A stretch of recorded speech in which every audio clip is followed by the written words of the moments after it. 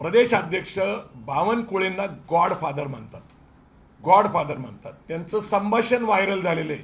दीपक काटे त्यांना गॉडफादर म्हणतात. हे नातं तुमच्याच माध्यमातून मी अधोरेखित करतो.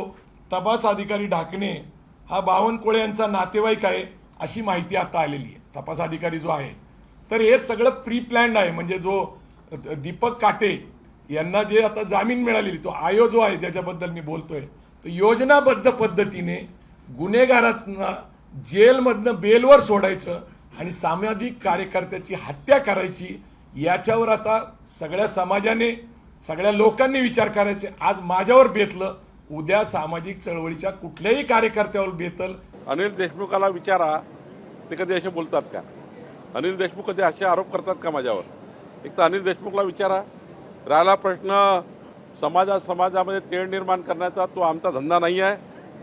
चंद्रशेखर बावनकुळे कधी जातीपायीचं समाजाचं राजकारण करणारा कार्यकर्ता नाही आहे आणि असे मास्टर माइंड वगैरे आमच्या डोक्यात नाही आहे कधी.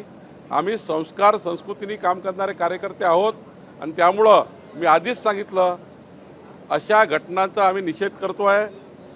प्रवीण गायकवाडसोबत झालं ते चुकीचं झालं आहे, त्याच्यावर प्रचंड कारवाई करण्याची गरज आहे.